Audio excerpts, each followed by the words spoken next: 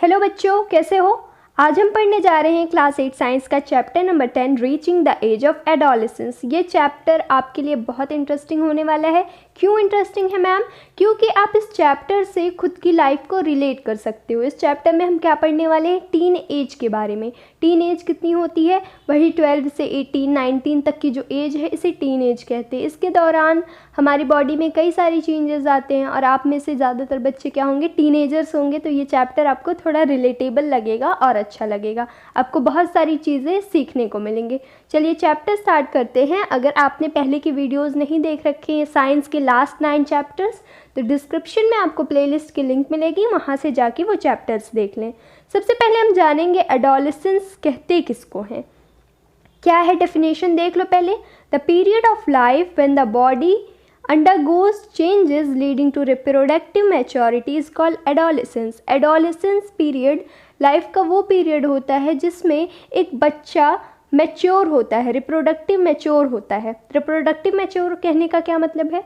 Reproductive mature का simple सा मतलब है कि आप अपने खुद के बच्चे प्रोड्यूस करने लायक बन जाओ, रिप्रोडक्शन का प्रोसेस करने लायक हो जाओ। जो छोटे बच्चे होते हैं क्या वो रिप्रोडक्शन कर सकते? नहीं कर सकते। आपके लाइफ में एक एज आती है जहाँ से आप रिप्रोडक्शन कर सकते हो, आप अपने बच्चों को प्रोड्यूस कर सकते हो।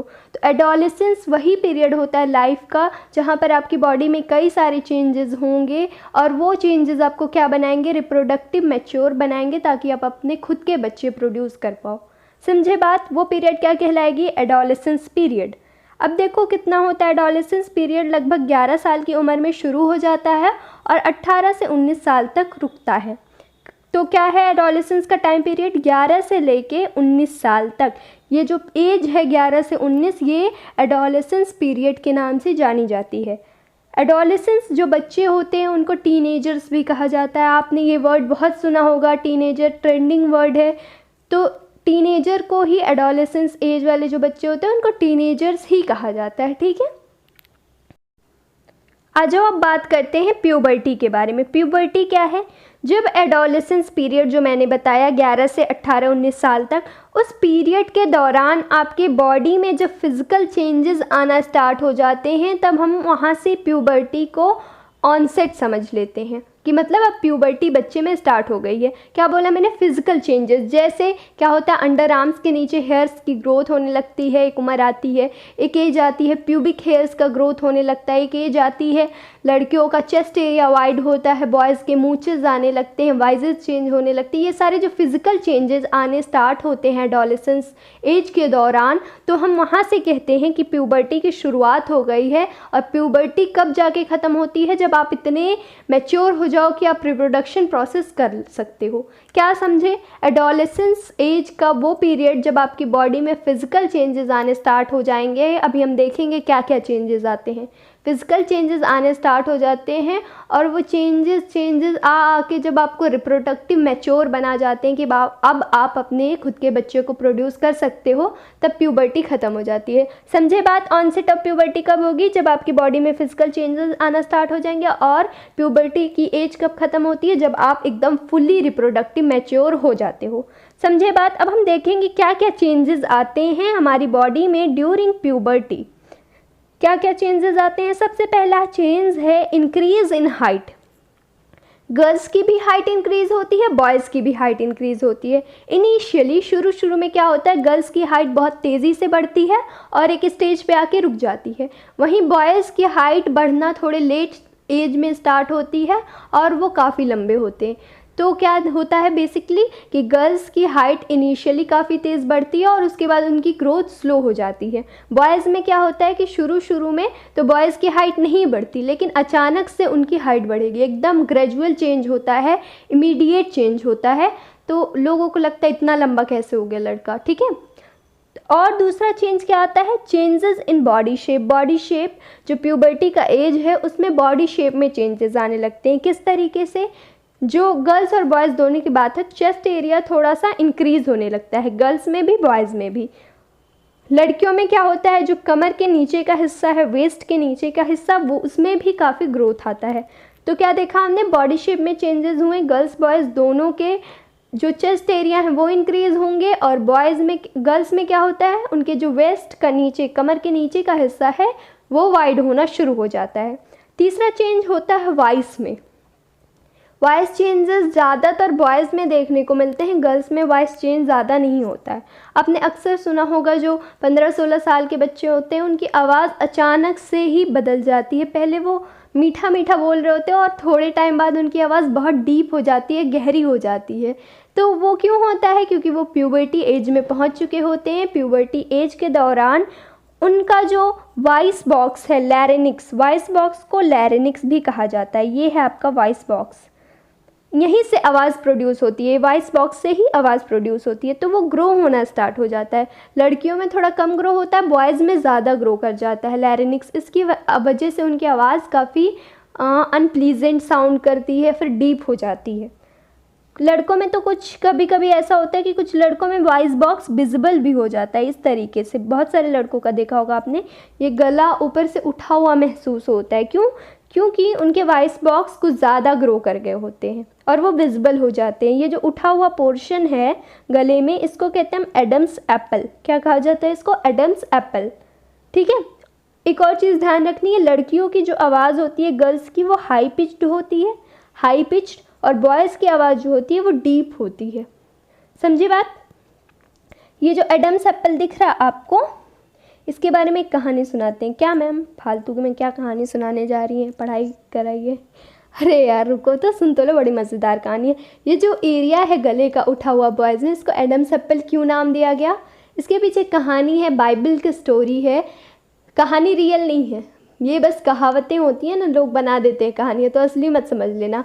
क्या होता है कि बाइबल की जो स्टोरी है हमारे इस्लाम में भी है, आदम अलैहिस्सलाम की, लेकिन हम इस्लामिक पॉइंट ऑफ व्यू से नहीं देखते हैं, हम बाइबल में देखते हैं। क्या है बाइबल में? एडम्स और ईव जो हैं वो क्या होते हैं, शैतान उनको बहका के लेके जाता है। उनके गॉड ने मना कर रखा होता है कि उस पेड़ से फल नहीं खाना है, लेकिन शैतान उनको बहका के लेके जाता है और एडम क्या करते हैं, फल तोड़ते हैं और खा लेते हैं। तो एक जो टुकड़ा है, कहते हैं लोग कि ये एक टुकड़ा जो सेब का है वो एडम के गले में फंस गया और वो ऐसे, उसको गॉड ने ऐसा कर दिया कि वो जब तक दुनिया रहेगी तब तक लोगों को मर्दों में इस तरीके से उठा हुआ हिस्सा दिखेगा। कहने का मतलब है बेसिकली कि ये फैंटेसी है एक, कि कहा जाता है कि एप्पल जो था वो गले में फंसा हुआ था और वो आज तक इस तरीके से लड़कों में दिखता है, ताकि लोग याद रखें कि जिस चीज़ से मना किया जाए वो ना करें। ये दिख रहा है ना, इसको लोग कहते हैं सेब का चंक फंसा हुआ है, उसका सिंबल है। बट ऐसा कुछ है नहीं, ये बस एक स्टोरी है फैंटेसी के लिए, कोई रियलिटी नहीं है इसमें। अब हम आगे देखेंगे और क्या क्या चेंजेस होते हैं। और चेंजेस होते हैं स्वेट ग्लैंड और ऑयल ग्लैंड जो बॉडी में होते हैं वो ज़्यादा तेज़ी से एक्टिविटी करना स्टार्ट कर देते हैं।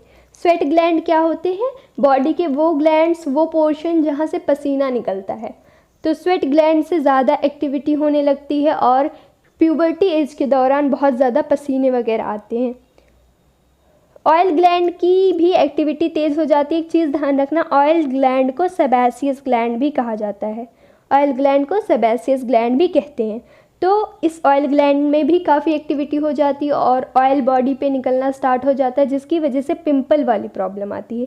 पिंपल्स निकलना स्टार्ट होते हैं प्यूबर्टी एज में। बहुत सारे लड़के लड़कियों को परेशान रहते हैं, वो लोग घरेलू उपाय करते हैं, क्रीम लगाते हैं, लेकिन उन्हें ये समझना चाहिए कि ये प्यूबर्टी एज का सिंबल है, कोई फ़ायदा नहीं होता ये सब करके। तो ज़्यादा ध्यान मत दो, थोड़े टाइम बाद वो ख़त्म हो जाएगा अपने आप। तो पिंपल क्यों निकल रहा है? Only because of increase activity in oil gland. याद क्या रखना है, पिंपल की कहानी मत सुनो, ज़्यादा पिंपल के घरेलू उपाय मत देखो। ये याद रखो कि सेबेसियस ग्लैंड और ऑयल ग्लैंड दोनों सेम चीज़ का नाम है। ठीक है। अब नेक्स्ट चेंज देखो, प्यूबर्टी के दौरान क्या होता है, डेवलपमेंट ऑफ सेक्स ऑर्गन्स। जो सेक्स ऑर्गन्स हैं मेन में होता है, टेस्टीज वगैरह का ग्रोथ होना स्टार्ट हो जाता है, पेनिस की ग्रोथ होने स्टार्ट हो जाते हैं। जो फीमेल के ओवेरीज हैं, ओविडक्ट हैं, इन सब में ग्रोथ स्टार्ट हो जाता है। मतलब कहने का है जो सेक्स ऑर्गन हमने इससे पहले चैप्टर में पढ़ रखा है, अगर आपने वो वीडियो नहीं देखी है तो जाके देख लो, चैनल से जाके वो वीडियो देख लो। वो जो सेक्स ऑर्गन्स होते हैं मेल और फीमेल की, वो बढ़ने शुरू हो जाते हैं, उनमें डेवलपमेंट स्टार्ट हो जाता है। समझे बात? कितने चेंजेस देख लिए हमने। हमने देखा कि इंक्रीज़ हो जाती है हाइट, बॉडी शेप में चेंज आता है, वॉइस चेंज हो जाती है। फिर हमने देखा जो ऑयल ग्लैंड और स्वेट ग्लैंड है उनकी एक्टिविटी में इंक्रीज़ हो जाती है। और हमने बात की डेवलपमेंट ऑफ सेक्स ऑर्गन की। ठीक है, ज़्यादा खुश मत हो, अभी ख़त्म नहीं हुए हैं, अभी और चेंजेस आपको पढ़ने। क्या चेंज पढ़ना है? लास्ट में है reaching mental, intellectual and emotional maturity. ये जो एज होती है प्यूबर्टी वाली, एडोलेसेंस वाली, यहाँ पे एक बच्चे को मेंटल मैच्योरिटी मिलती है, इमोशनल मैच्योरिटी मिलती है, इंटेलेक्चुअल मैच्योरिटी मिलती है। ठीक है, यहाँ से आप सीखते हो। 18-20 साल के होते होते आपको समझ आ जाता है लाइफ क्या है। बहुत लोगों को तब भी नहीं समझ में आता, वो अलग बात है, वो सीखना ही नहीं चाहते। और ये जो एज होती है प्यूबर्टी वाली, इस टाइम पे आपका माइंड सबसे ज़्यादा एक्टिव होता है। जो लर्निंग पावर होती है एक इंसान में, याद करने की कैपेसिटी, सीखने की कैपेसिटी सबसे ज़्यादा होती है इस प्यूबर्टी एज में। लेकिन लोग इसका यूज़ नहीं करते हैं, स्पेशली आप लोग नहीं करते हो। इस एज को ऐਵੇਂ ही गंवाते हैं हम लोग, हम भी गंवाते हैं, आप भी गंवाते हैं, कुछ समझ नहीं आता उस टाइम पे। लेकिन वो लोग जो सीख जाएं अपने आप को कंट्रोल करना प्यूबर्टी एज के दौरान, वो बहुत आगे जाते हैं, बहुत सक्सेस कमाते हैं। ठीक है, बेसिकली मेरे कहने का क्या मतलब है कि ये जो एज है ना, ये लर्निंग पावर की सबसे ज़्यादा हाई लेवल होती है इस एज में। तो आप इसका सही यूटिलाइजेशन करो, अच्छे से पढ़ो, एंट्रेंस अच्छे से दो। अभी देखो हमें क्या पढ़ना है, सेकेंडरी सेक्सुअल कैरेक्टर्स हमें जानने हैं। देखो क्या होता है, लड़कियों में ब्रेस्ट डेवलप होना स्टार्ट हो जाता है, प्यूबर्टी में ब्रेस्ट डेवलप होने स्टार्ट हो जाते हैं। बॉयज़ में क्या होता है, चेहरे पे हेयर्स आने लगते हैं, मूंछेस निकलने लगती हैं, दाढ़ी आने लगती है। ठीक है, साथ ही साथ बॉयज़ के चेस्ट एरिया पे भी हेयर्स की ग्रोथ होने स्टार्ट हो जाती है। गर्ल्स और बॉयज़ दोनों में प्यूबिक एरिया, अंडर आर्म्स वाले जो प्राइवेट पार्ट के एरियाज़ होते हैं वहाँ पर हेयर्स आने लगते हैं, गर्ल्स और बॉयज़ दोनों में। ठीक है, तो ये सारे जो चेंजेस हैं इन्हें हम कहते हैं सेकेंडरी सेक्सुअल कैरेक्टर। क्या कहते हैं इन्हें? Secondary sexual character. क्यों कहते हैं मैम? क्योंकि ये ऐसे चेंजेस हैं जो एक लड़की को एक लड़के से अलग करते हैं, लड़की लड़कों को आपस में अलग करते हैं। देखो, अगर प्राइवेट पार्ट्स ना देखने रहें तो आप किस बेसिस पे कहते हो ये लड़की है ये लड़का है? जाहिर है उसके फेशियल पे, बॉयज़ जो होते हैं उनके फेसेस पे मूंछेस होती हैं, बर्ड्स होते हैं। गर्ल्स का चेस्ट एरिया थोड़ा लार्ज होता है एज़ कम्पेयर टू बॉयज़। ये सारे चेंजेस देख के ही हम बोलते हैं ये लड़की है ये लड़का है। ठीक है, तो ये जो चेंजेस हैं जो एक लड़की को एक लड़के को एक दूसरे से अलग कर रहे हैं, उन्हें हम क्या कहते हैं? Secondary sexual characters. इंग्लिश में बोला जाए तो features that help to distinguish between male from female, they are called secondary sexual character. समझ में आई बात? होप समझ में आ गई होगी। फिर से मैं समरी बोल दूं कि जो ऐसे फीचर्स हैं इंसानों में, मेल फीमेल में, जो मेल को फीमेल से, फीमेल को मेल से अलग कर रहे होते हैं, उन्हें हम सेकेंडरी सेक्सुअल कैरेक्टर्स कहते हैं। जैसे लड़कों की दाढ़ी मूंछ, लड़कियों का चेस्ट एरिया। समझे बात? मैम चैप्टर ख़त्म हो गया? वाह बेटा, बड़ी जल्दी है चैप्टर ख़त्म करने की, अभी पूरा चैप्टर बचा हुआ है। आराम से सुकून से बैठ के पढ़ो। क्या पढ़ना अब हमें? जो चेंजेस आ रहे हैं ये एडोलेसेंस एज में, क्यों आ रहे हैं, किसकी वजह से आ रहे हैं? ये आते हैं हार्मोन्स की वजह से। मैम हार्मोन्स क्या होते हैं? हार्मोन्स होते हैं वो केमिकल सब्सटेंस जो हमारी बॉडी में मौजूद होते हैं। हार्मोन क्या है? केमिकल सब्सटेंस है जो हमारी बॉडी में मौजूद हैं और इनकी वजह से हमारी बॉडी में कई सारे चेंजेस आते हैं।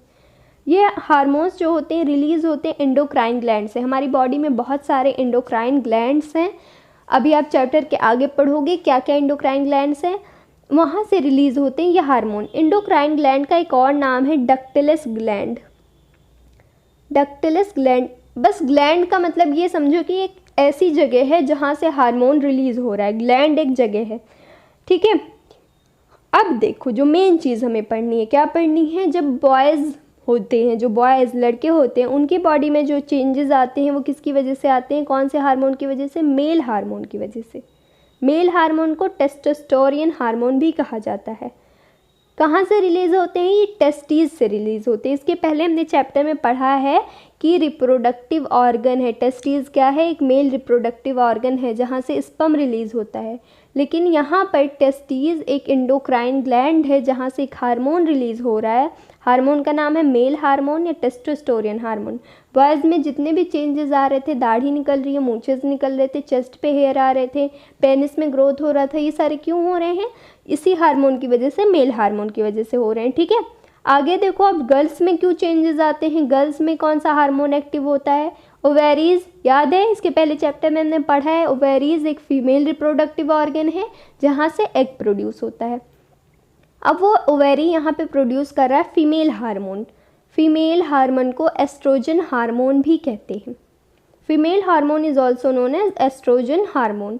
ये ऐसा हार्मोन है जिसकी वजह से गर्ल्स का ब्रेस्ट डेवलप होता है।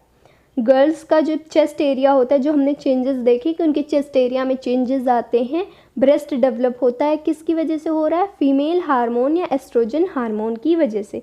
क्लियर है बात यहाँ तक। अब ये जो सेक्स हार्मोन्स हैं, दोनों सेक्स हार्मोन, कौन से hormone, male hormone female hormone, testosterone hormone oestrogen hormone, ये दोनों को कहते हैं हम सेक्स हार्मोन। ये लोग एक ग्लैंड के कंट्रोल में होते हैं। उस ग्लैंड का नाम है पिट्यूटरी ग्लैंड। पिट्यूटरी ग्लैंड हमारे सर में पाया जाता है। ये जो हेड वाला एरिया है यहाँ पे पाया जाता है पिट्यूटरी ग्लैंड। और इसका काम क्या है पिट्यूटरी ग्लैंड का, सेक्स हार्मोन को कंट्रोल करके रखना। ठीक है। उसके बाद फिर अब देखो क्या होता है, मिल्क सेक्रेटिंग ग्लैंड या मेमरी ग्लैंड जो होता है, ये जो एज है प्यूबर्टी, गर्ल्स का जो ब्रेस्ट होता है इसी एज में, प्यूबर्टी एज में, उसमें मेमरी ग्लैंड्स या फिर मिल्क सेक्रेटिंग ग्लैंड्स डेवलप होते हैं। जो बेबी को दूध पिलाती है माँ, वो कहाँ से मिल्क निकलता है, वो निकलता है मेमरी ग्लैंड से, जिसको कहा जाता है मिल्क सेक्रेटिंग ग्लैंड। तो ये यही एज होती है, प्यूबर्टी एज होती है जब मेमरी ग्लैंड गर्ल्स में डेवलप होना स्टार्ट हो जाता है। समझे बात। आगे बढ़ेंगे हम। अब देखो एंडोक्राइन ग्लैंड्स जो होते हैं वो हार्मोन रिलीज़ करते, काम कैसे करता है एंडोक्राइन ग्लैंड वो समझोगे। एंडोक्राइन ग्लैंड जो होते हैं वो हार्मोन रिलीज़ करते हैं ब्लड में, ब्लड जो हमारी बॉडी में दौड़ रहा है ऊपर से नीचे, उस ब्लड में हार्मोन को रिलीज़ कर देते हैं। और ब्लड के ज़रिए हार्मोन अपनी उस जगह पर पहुंच जाता है जहां उसको फंक्शन करना है। देखो क्या है, फिर से सुनो। एंडोक्राइन ग्लैंड क्या होते हैं, ब्लड में उन्होंने हार्मोन रिलीज़ कर दिया। मान लो ओवेरीज जो ग्लैंड है, ओवेरी ने एस्ट्रोजन रिलीज़ करना, उसने रिलीज़ कर दिया ब्लड में। अब ब्लड के ज़रिए वो हार्मोन ब्रेस्ट तक पहुँचेगा और ब्रेस्ट को डेवलप करेगा। समझे बात। ब्लड के ज़रिए हार्मोन वहाँ जाते हैं जहाँ पर उनको वर्क करना है। तो उस एरिया को जहाँ उनको वर्क करना होता है उसे कहते हैं हम टारगेट साइट। क्या कहते हैं, टारगेट साइट। इसको ऐसे समझो, कोई भी गेम खेल रहे होते हो आप, वहाँ पे मान लो कोई आपको एक मिशन दिया गया गेम में कि वहाँ जाके आपको उसको मारना है, उसमें टारगेट मिलता है ना, राइट, टारगेट मिलता है, तो आप उसके अकॉर्डिंग जाते हो, मैप वेब ढूंढ के फिर वहाँ पे जाके मारते हो। वही काम है हार्मोन का, यहाँ मारने का काम नहीं है। हालांकि ब्लड के ज़रिए क्या करता है, हार्मोन जाता है और उस एरिया में जहाँ उसका जॉब रहता है, जहाँ उसकी ऑफिस है, उसी एरिया को हम कहते हैं टारगेट साइट। वो वहाँ पे अपना काम करता है। जैसे एस्ट्रोजन हार्मोन का काम क्या था, फीमेल की ब्रेस्ट को डेवलप करना। वो ओवेरी से निकल के खून के ज़रिए तक पहुँचेगा ब्रेस्ट में और डेवलप करेगा, उसको अपना काम करेगा। वो जो एरिया है उसको हम क्या कहेंगे, टारगेट साइट कहेंगे। समझे बात। अगर नहीं समझे तो कमेंट सेक्शन में पूछ लेना, I will explain it again. अब देखो क्या पढ़ना है हमें, अब हमें पढ़ना है रिप्रोडक्टिव फेज़ के बारे में, कि जो रिप्रोडक्शन वाला प्रोसेस होता है, रिप्रोडक्टिव फेज़ जो होती है वो कब से कब तक होती है, कब से कब तक एक इंसान अपना बच्चा प्रोड्यूस कर सकता है। सबसे पहली बात तो ये जान लो, जो मेल्स होते हैं, आदमी लोग होते हैं, उनमें रिप्रोडक्शन करने की कैपेसिटी जो होती है ज़्यादा लंबे समय तक रुकती है एज़ कम्पेयर टू फीमेल। कहने का मतलब है आदमी लोग जो होते हैं वो 50 साल तक, 60 साल जितना भी हो तब तक बच्चे प्रोड्यूस कर सकते हैं, लेकिन गर्ल्स जो होती हैं उनमें उतनी ज़्यादा एज तक रिप्रोडक्शन करने की कैपेसिटी नहीं बचती। समझे बात। अब चलो फीमेल के बारे में बात करेंगे। मेल्स का तो काफ़ी लंबे समय तक होता है, उसका कोई पता ही नहीं है, कोई किसी में ज़्यादा होता है किसी में कम होता है, तो उसके बारे में बात नहीं करनी है आपको। फीमेल का एक फ़िक्स एज होता है, तो उसके बारे में हम बात करेंगे आपकी बुक में जो बताया गया है। अब देखो, जो फीमेल में रिप्रोडक्टिव फेज़ होता है वो शुरू हो जाता है प्यूबर्टी की एज में।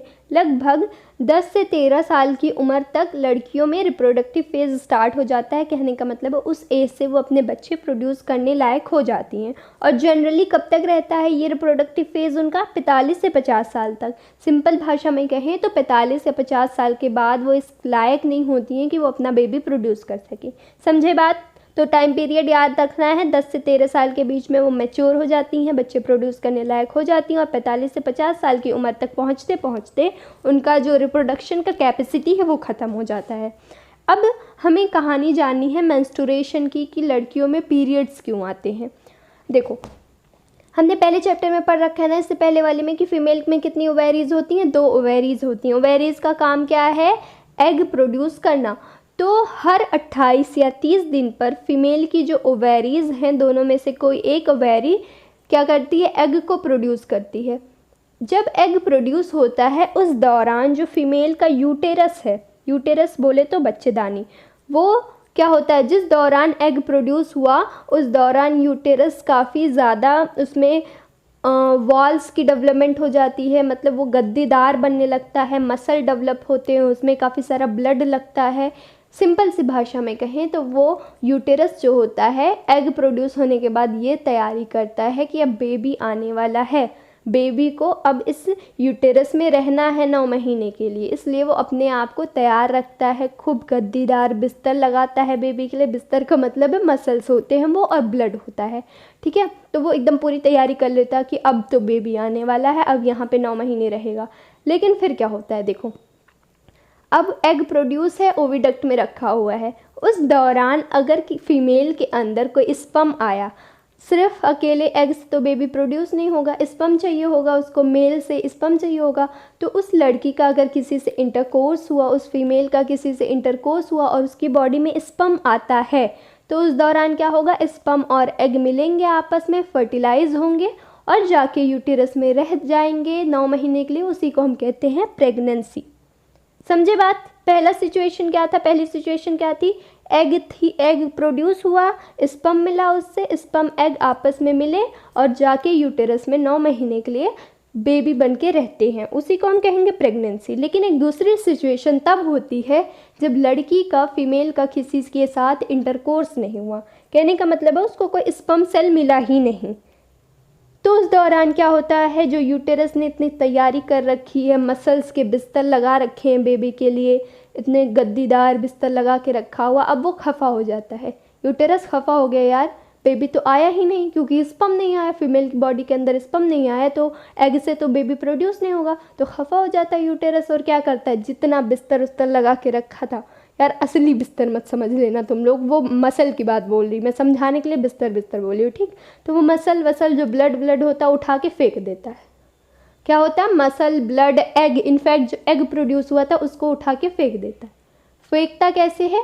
ब्लड के ज़रिए फीमेल बॉडी के से बाहर हो जाता है, वजाइना से ब्लड के फॉर्म में वो चीज़ें जो बिस्तर लगी हुई थी वो बाहर हो जाती हैं, उसी को हम कहते हैं periods.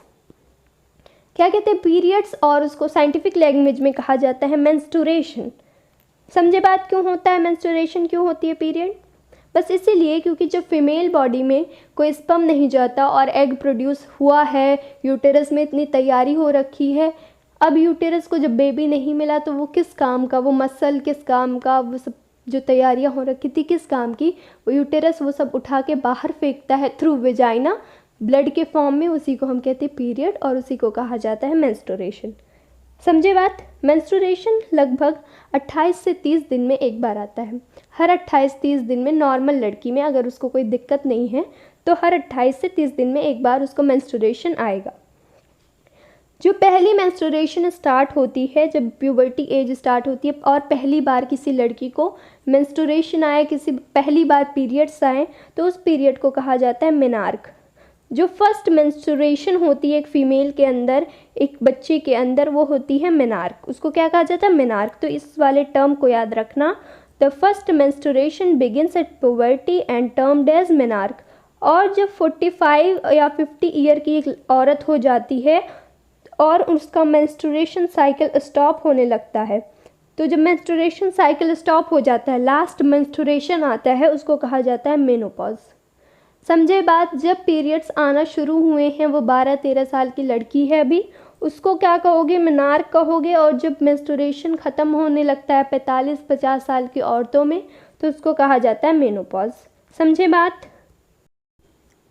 And now we are going to study how sex of a baby gets determined. मतलब एक बच्चा, लड़की है या लड़का है, वो कैसे डिटरमाइन होता है, उसके पीछे के क्या प्रोसेसेस हैं, उसे हम जानेंगे। जो सेक्स की आइडेंटिटी है कि आप मेल हो गया फीमेल, वो लाई करती है एक चीज़ में, उसका नाम है क्रोमोसोम। क्रोमोसोम नाम सुना सुना लग रहा है जी, हमने क्लास नहीं, चैप्टर 8 में, सेल वाले चैप्टर में पढ़ा है। क्या क्रोमोसोम कहाँ प्रेजेंट होता है? हर सेल के न्यूक्लियस में। जितने भी इंसान हैं उनके सेल के न्यूक्लियस में क्या मौजूद है? क्रोमोसोम मौजूद है। क्रोमोसोम का स्ट्रक्चर हमने क्या बताया था? ये थ्रेड लाइक स्ट्रक्चर होता है, यूं धागे की तरीके से स्ट्रक्चर होता है। ठीक है, जितने भी ह्यूमन बीइंग्स हैं उनमें 23 पेयर्स ऑफ क्रोमोसोम पाया जाता है। 23 पेयर बोले तो 46 क्रोमोसोम हर इंसान में पाया जाता है। मैं हूँ, आप हो, कोई और, सब में 46 क्रोमोसोम पाए जाते हैं। उन 46 क्रोमोसोम में से 2 क्रोमोसोम होते हैं सेक्स क्रोमोसोम। मतलब हर इंसान में 46 क्रोमोसोम पाए जा रहे हैं। उन 46 क्रोमोसोम में से 2 क्रोमोसोम जो है वो क्या है? सेक्स क्रोमोसोम है। मेरे अंदर 2 सेक्स क्रोमोसोम है, आपके अंदर है, आपके घर वालों के अंदर, जितने भी इंसान हैं सबके अंदर 2 सेक्स क्रोमोसोम है। सेक्स क्रोमोसोम का नाम है, एक का नाम है एक्स, एक का नाम है वाई। हमने क्या देखा? 2 क्रोमोसोम हैं, 2 सेक्स क्रोमोसोम है। एक क्रोमोसोम का नाम है एक्स, एक का नाम है वाई। समझे बात? हमने क्या बताया आपको? जो सेक्स डिटर्मिनेशन के पीछे का रीज़न है वो कहाँ लाई करता है? क्रोमोसोम में। क्रोमोसोम कहाँ होता है? न्यूक्लियस में मौजूद होता है। जितने भी ह्यूमन बीइंग्स हैं उनमें 23 पेयर्स ऑफ क्रोमोसोम पाए जाते हैं, मतलब 46 क्रोमोसोम पाए जाते हैं। और इन 46 क्रोमोसोम में से 2 क्रोमोसोम जो होते हैं वो सेक्स क्रोमोसोम होते हैं, उनका नाम है एक्स एंड वाई। समझे बात इतनी? आगे देखो, जो फीमेल की बॉडी होती है, एक फीमेल जो होती है वो एक्स क्रोमोसोम से बनी हुई होती है। मतलब मैं जो हूँ फीमेल हूँ, मेरे अंदर 2 सेक्स क्रोमोसोम हैं और वो दोनों सेक्स क्रोमोसोम क्या है? एक्स हैं। कंफ्यूज नहीं होना। जितने भी आपकी मम्मी हैं, मम्मी के अंदर 2 सेक्स क्रोमोसोम है, क्या है वो? एक्स है। आपकी सिस्टर होंगी, वो क्या है? फीमेल है, उनके अंदर 2 सेक्स क्रोमोसोम होंगे, दोनों क्या होंगे? एक्स होंगे। समझे बात? और जितनी भी मेल बॉडी है, जितने आदमी हैं, आपके पापा हैं, उनके अंदर 2 सेक्स क्रोमोसोम है, वो क्या है? एक्स वाई हैं। ठीक है, जितने भी अर्थ पे मेल हैं वो बेसिकली बने हुए एक्स वाई क्रोमोसोम से, और जो औरतें होती हैं वो बनी हुई होती हैं एक्स क्रोमोसोम से। ठीक है बात? समझे? अब देखो, जो हमने 2 गैमीट्स पढ़ रखी है, मेल गैमीट फीमेल गैमीट, एक स्पर्म और एग। स्पर्म एग जब आपस में मिलते हैं तब बनाते हैं एक बेबी को। तो ये जो स्पर्म होता है उसमें एक क्रोमोसोम पाया जाता है, एक जो एग होती है उसमें एक क्रोमोसोम पाया जाता है। दोनों जब आपस में मिलते हैं तो बनाते हैं एक इंसान को, और इस तरीके से उसमें टोटल 2 क्रोमोसोम होते हैं। फिर से सुनो, जो एग है, फीमेल बॉडी का एग है, उसमें एक क्रोमोसोम पाया जाता है, और एक मेल का स्पर्म जो है उसमें एक क्रोमोसोम पाया जाता है।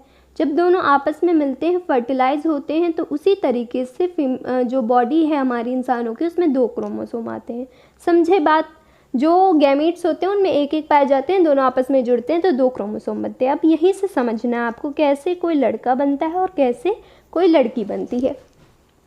एक और चीज़ ध्यान रखना, जो औरतों का एग है, एग वाला जो है, उसमें हमेशा एक्स क्रोमोसोम पाया जाता है। औरतों का जो एग है उसमें हमेशा एक्स क्रोमोसोम पाया जाता है, और मेल का जो स्पर्म है उसमें आइदर एक्स पाया जा सकता है या वाई पाया जा सकता है। ये चांस के बेसिस पे है। समझे बात? फीमेल का जो एग होता है वो हमेशा एक्स होता है, और जो मेल का स्पर्म होता है वो एक्स वाई कुछ भी हो सकता है। ठीक है, अब देखो, जब स्पर्म में एक्स रहेगा, स्पर्म क्या रहेगा? एक्स रहेगा, और वो एग से मिलेगा। जब स्पर्म एक्स है और फीमेल के एक्स से मिल रहा है तो वो क्या बनेगी? लड़की बनेगी। समझे बात? जब स्पर्म एक्स रहेगा, एग एक्स रहेगा, दोनों आपस में मिलेंगे, एक्स बनाएंगे, और वो क्या होगा? एक लड़की होगी।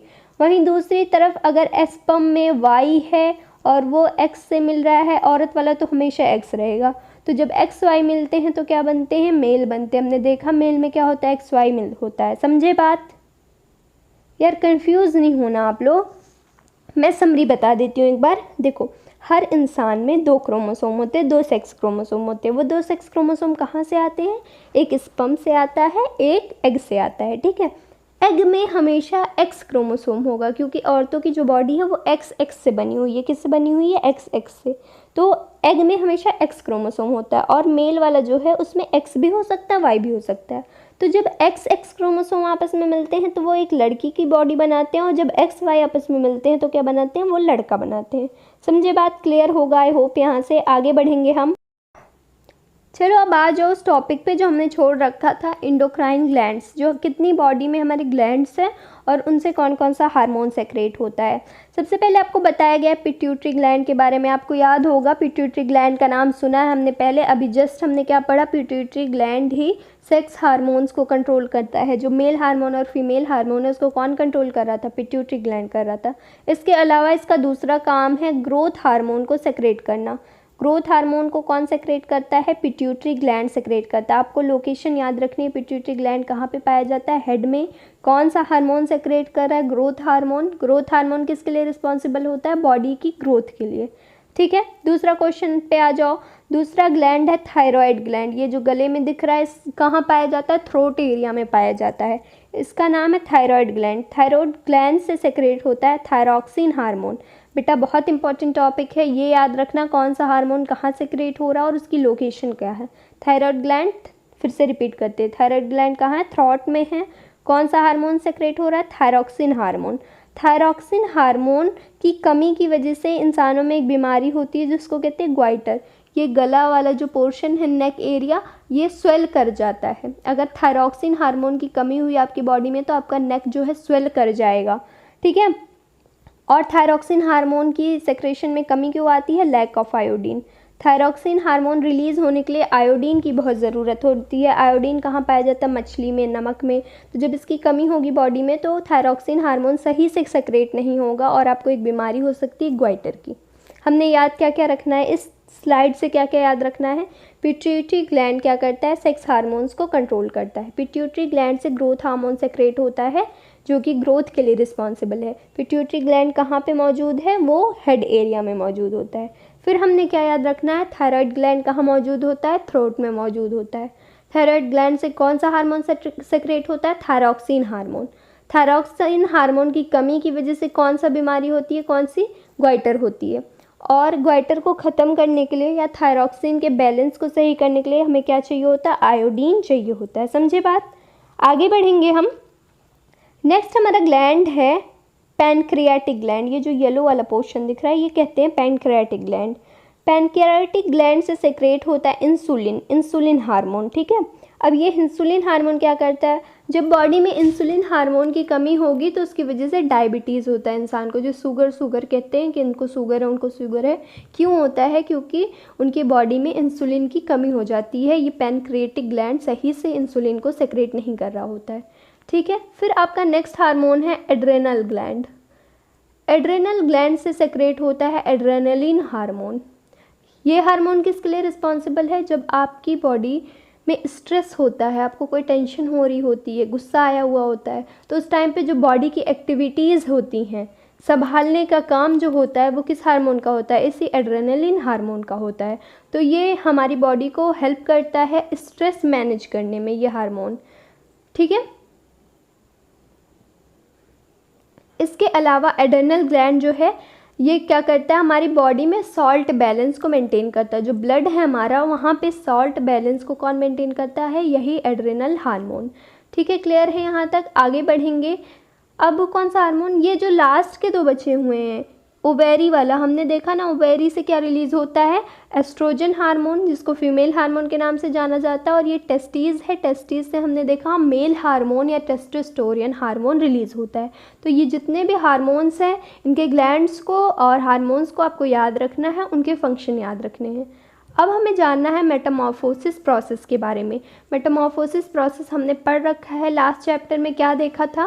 मेटामॉर्फोसिस ऐसा प्रोसेस है जिसमें एक लार्वा का एडल्ट में कन्वर्ट होना विद ड्रास्टिक चेंज, जो हमने एग्जाम्पल लिया था सिल्कवार्म का और फ्रॉग का, कि किस तरीके से बचपन में फ्रॉग कुछ और दिख रहा होता है और बड़ा होके कुछ और बन जाता है। देखो, I am not going to repeat that topic again. उसको अगर आपने नहीं देख रखा है, जाके प्लेलिस्ट से जाके वो चैप्टर देखो, चैप्टर नंबर कौन सा है, वो 9 है, वहाँ पे अच्छे से मैंने समझा रखा। अब ये जो मेटामॉर्फोसिस प्रोसेस है, कंट्रोल कौन करता है, कौन सा हार्मोन? इंसेक्ट में मेटामॉर्फोसिस प्रोसेस होता है, हमें पता है, तो उसको कौन सा हार्मोन कंट्रोल करता है? Insect hormone. क्वेश्चन बन सकता है मेटामॉर्फोसिस हार्मोन इंसेक्ट में कौन कंट्रोल करता है, तो आंसर क्या है? Insect hormone. सेकंड चीज़, फ्रॉग में जो मेटामॉर्फोसिस प्रोसेस हो रहा है उसको कौन कंट्रोल करता है? उसको कंट्रोल करता है थायरॉक्सिन हार्मोन। देखो, बाकी जो कीड़े हैं, फ्रॉग को छोड़ के जितने भी इंसेक्ट्स हैं, उनमें मेटामॉर्फोसिस इंसेक्ट हार्मोन कंट्रोल करता है, लेकिन फ्रॉग में Metamorphosis process thyroxine hormone control करता है, जो कि थायराइड ग्लैंड से रिलीज होता है। ठीक है, ये चीज़ याद रखना दोनों के दोनों। अब देखो, रिप्रोडक्टिव हेल्थ के बारे में आपको बताया गया है कि ये जो प्यूबर्टी एज होती है, इस एज में अपनी रिप्रोडक्टिव हेल्थ का बहुत ख्याल रखना होता है, आपको भी रखना चाहिए। कैसे रख सकते हैं हम? न्यूट्रिशनल नीड को पूरी करके हमें सही से खाना लेना चाहिए। इस एज में जो ग्रोथ पीरियड है, ये हमारे ईयर का, बहुत सारे बच्चों की हाइट कम रह जाती है, किसी के साथ कुछ दिक्कतें आ जाती हैं, किसी की ग्रोथ सही नहीं हो पाती, तो ये एज जो है, यहाँ पर हमें अपनी न्यूट्रिशनल नीड को सही रखना चाहिए, अच्छे से न्यूट्रिशंस लेने चाहिए, अपनी डाइट को बैलेंस्ड रखना चाहिए। ठीक है, चिप्स कुरकुरे ये सब खा के लाइफ नहीं बर्बाद करनी होती है। अच्छे से प्लान डाइट लो, दाल प्रोटीन वगैरह अच्छे से लो, और अपने बॉडी की ग्रोथ का पीरियड है तो उसको ग्रो करने दो। फिर दूसरा जो है रिप्रोडक्टिव हेल्थ के लिए एडवाइस, वो है पर्सनल हाइजीन। आपको हाइजीन का बहुत ख्याल रखना है, स्पेशली द गर्ल्स। मेंस्ट्रुएशन के दौरान जो पैड्स वगैरह आप यूज़ करते हो, सैनिटरी पैड्स, उसको चेंज करते रहना है टाइम टू टाइम, वरना उससे काफ़ी दिक्कतें आ सकती हैं। बॉयज़ भी पर्सनल हाइजीन का काफ़ी ध्यान रखें, स्वेट हो, पसीना हो, इन सबको फेस वॉश वगैरह करते रहो, ताकि उनकी वजह से आपकी बॉडी को नुकसान ना हो। तो हाइजीन का ध्यान रखना। फिर मोबाइल में बंध के मत रह जाओ, फिज़िकल एक्सरसाइज आपकी बॉडी में होना चाहिए, बाहर जाओ, खेलो कूदो, खुद को बंद मत कर लो एक कमरे में। आपकी बॉडी को एक्सरसाइजेस की ज़रूरत होती है, मूवमेंट की ज़रूरत होती है, तो इस पे ध्यान दो। और लास्ट में है से नो टू ड्रग्स। कोई भी फालतू दवा मत लो इस एज की, स्पेशली द गर्ल्स। क्या होता है कि आपको पीरियड्स पेन होते हैं तो तुरंत दवा ले लेते हो, पेन किलर, वो सब नहीं लेना चाहिए। कोई भी हो, छोटे मोटे पेन के लिए आपको लड़की हो या लड़का, किसी को भी ड्रग्स नहीं लेने होते हैं, दवाएं नहीं लेनी होती हैं। सिर्फ दवाएं की बातें नहीं हो रही हैं, ड्रग्स भी बहुत सारे होते हैं। इस एज में लत लगती है बुरी बुरी, बहुत सारे लोग सिगरेट पीना स्टार्ट कर देते हैं, अदर ऐसी चीज़ें स्टार्ट कर देते हैं, स्लीपिंग पिल्स लेना स्टार्ट कर देते हैं। ये सब नहीं करना आपको, ये आपके हेल्थ के लिए काफ़ी बुरी चीज़ है। ठीक है, ये सारे तरीके थे किस तरीके से आप अपनी रिप्रोडक्टिव हेल्थ को सही रख सकते हो। चैप्टर के लास्ट में मैं कुछ पॉइंट बता दूं जो आपके एनसीईआरटी में दिए हुए हैं और एमसीक्यू पॉइंट ऑफ व्यू से भी मुझे इंपॉर्टेंट लग रहे थे। पहला देख लो, एड्स किसकी वजह से होता है? एड्स जो बीमारी है, एड्स का फुल फॉर्म है एक्वायर्ड इम्यूनो डिफिशियंसी सिंड्रोम। ये बीमारी किसकी वजह से होता है? HIV वायरस की वजह से। HIV वायरस का फुल फॉर्म है ह्यूमन इम्यूनो डिफिशियंसी वायरस। ठीक है, तो इस वायरस की वजह से होता है एड्स वाली बीमारी। क्वेश्चन बन सकता है एड्स इज़ कॉज्ड बाय, तो आपको पता होना चाहिए एड्स किसकी वजह से हो रहा है? HIV वायरस की वजह से हो रहा है।